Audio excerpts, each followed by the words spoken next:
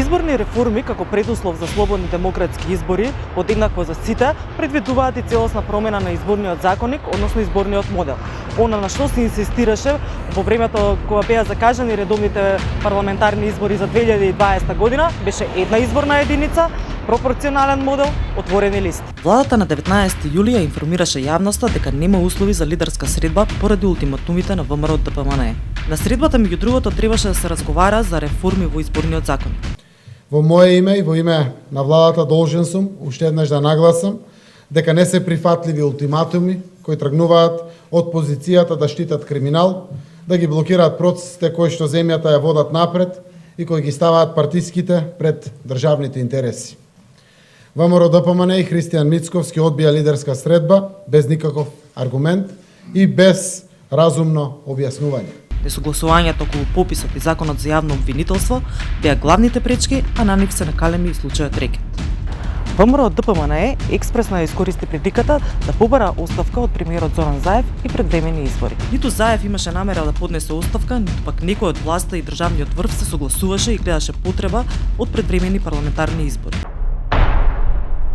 Помалите политички партии, помалку или повеќе, се здружија околу идејата за една изборна единица со отворени листи.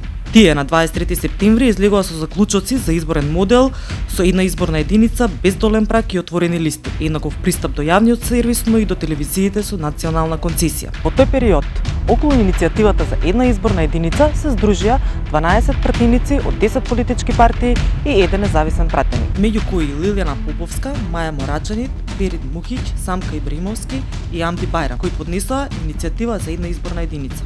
Иницијативата ја доби поддршката и од СДСМ. Тоа што го бараше цивил во изминативе десетина години, дури сега се артикулира во собранието. Се разбира во погрешен момент и контекст. Со предлогот за една изборна единица, Министерството за правда на 1 октомври закажа работна средба за промени во изборниот законник.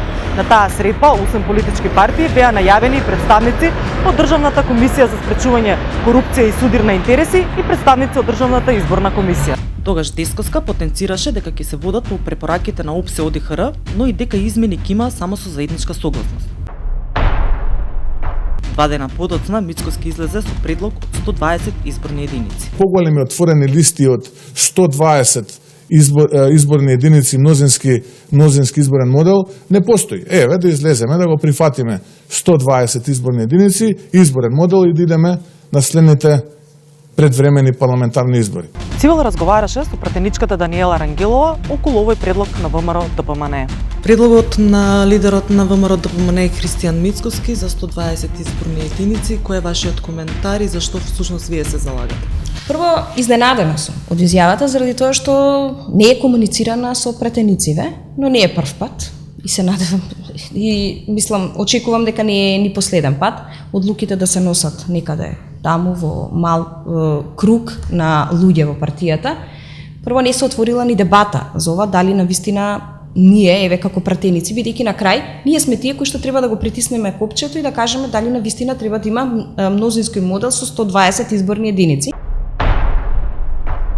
Јас сум особено поддржувач на отворените листи, бидејќи мислам дека ако ги гледаме последните анкети, во кои што за мене е разочарувачко, каде над 40% од населението не е заинтересирано да излезе на гласање и 30 и не знам колку таму проценти, да не шпекулирам точно, не знам, би биле оние кои што не знаат за кого ќе гласаат.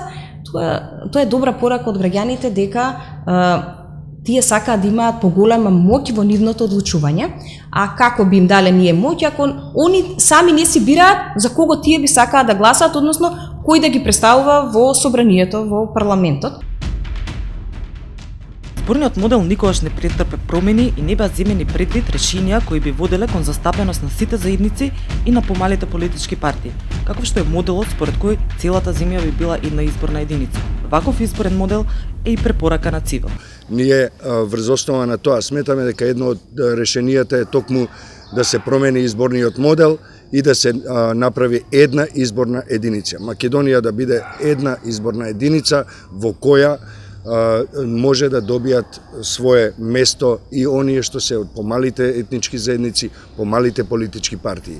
Ваков како што е изборниот модел сега, само им овозможува апсолутна предност на големите, богатите партии кои потоа собираат помали политички партии како приврзоци на кои потоа мораат да им даваат одредени бенефиции, односно да само да ја продлабочуваат политичката корупција во земјата. Тоа што исто така очекуваме да видиме е да се напише одново изборниот законник. Цивил веќе одамна предложи намалување и на собранието на 80 пратеници и низ за други реформи во политичкиот систем и практикувањето на власт.